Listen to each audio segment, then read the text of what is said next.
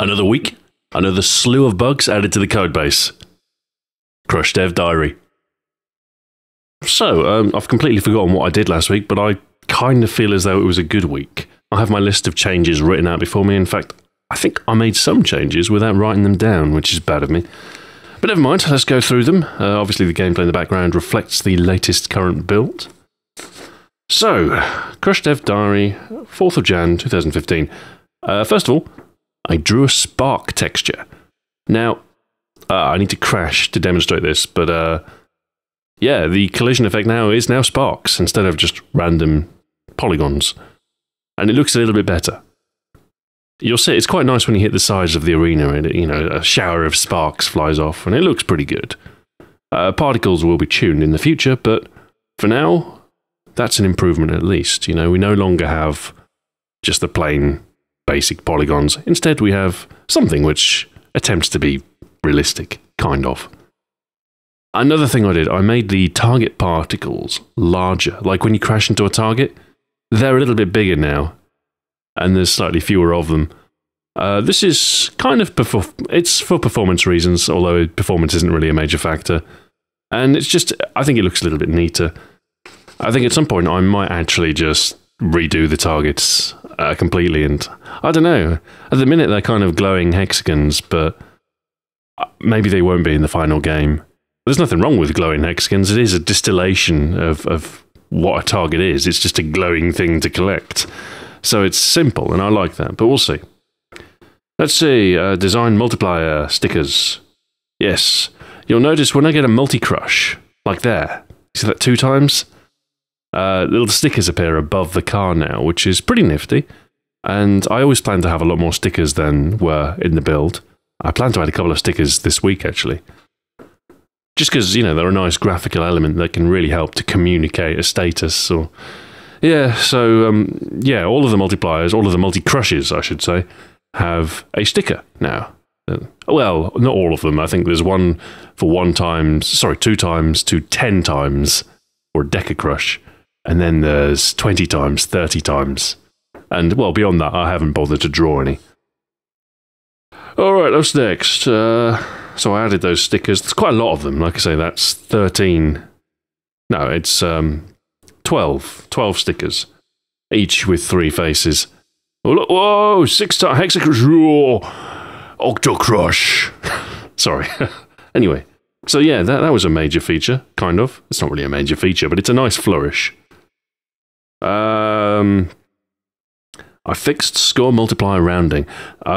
Last week, or the week before, I added some score multiplier phases, like there's a half score, double score, triple score.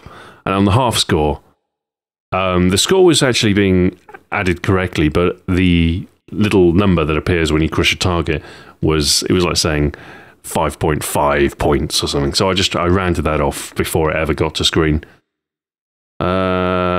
Sticker overlap cleanup logic. What do you mean, Stu? What does that mean? Sticker overlap cleanup logic. I don't know. I did something with stickers. Oh, one thing I've actually done, which I forgot to write down, you'll notice stickers, they come in slightly askew now. Now, the idea behind stickers is that they are kind of non-diegetic elements of the screen, that they're plastered on in a slightly haphazard way. So I've added slight random positioning and slight random rotation, just to give them a slightly more organic appearance. Also, I have added a new phase. I like to add new phases. I've got a bunch of ideas for them, and I probably will try and add at least 1 phase every week. And this is it, the Jealous Dozer phase. And it's actually an experiment with bulldozer behavior. It actually changes the target of the bulldozer to its nearest target instead of you. And it doesn't seem, seems all right. It's going to crush targets for you. You don't get many points for it. I think you only get a single point when the bulldozer crushes a target. It's more of an insulting figure. You could have got hundreds if it were part of a multi-crush, but no. Just 1 point for you.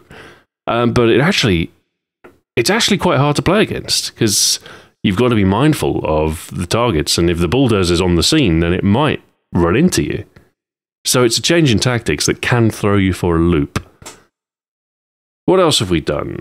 Added miscellaneous debris sprites, in addition to sparks. Yes, when you crash now, a certain percentage of the particles that spawn are like debris particles. Some of them are like dark, some of them are the colour of the car. And it's, you know, it was part of my work on the particle system, just to make it a little bit more realistic. I still want to do smoke and flames and stuff like that as well, and have other particle effects, but they'll come later. Let's see, next up, car gets larger on crushing. Yes, when you're being crushed, the car actually, it kind of spreads out a little bit, so quite a subtle effect. I think I introduced a Z-index bug as a result of that. You might sometimes see the car clip over the bulldozer, but that will be fixed when I redo the bulldozer sprites. And another thing I did, I also added full screen toggle. Now you can toggle between windowed and full screen just by pressing Alt and Enter, which is not a feature that's going to be relevant for these. You're not going to see it. But, you know, it's kind of useful in a practical sense. So that's it. A relatively solid week. I think, you know, it's nice to see some visible progress, and the multiplier stickers are a nice addition.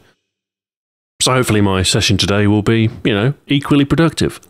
What am I doing? I have some arena effects planned. Just to sort of make the arena come a little bit more to life. I'd like to be able to, you know, maybe have a try at having a smoke effect as well, so I might try drawing some smoke sprites. I will probably add some new phases. I do kind of want to play with friction slightly and maybe have a slippy, slidey phase where you don't slow down when you let go of the controls, which, you know, will be probably very annoying, but could be fun. Oh, and as mentioned, I'm going to add a couple of large-scale stickers just to communicate game status. I think there's going to be a large one on player death and one when your engine has stalled as well.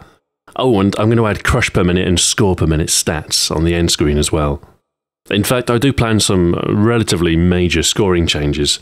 One of the things that's come up in playtesting is that as you get into the later phases, if you lose your chain, then it's almost impossible to make a decent impact to your score.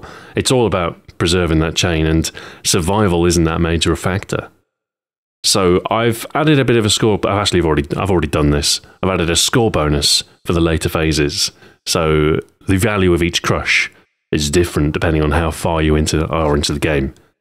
5 minutes, hell phase kicks in, and I'm going to add whole generation, and there's going to be a point bonus just for surviving.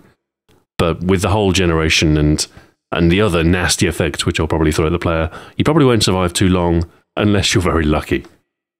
So, that's it. I'll keep it short.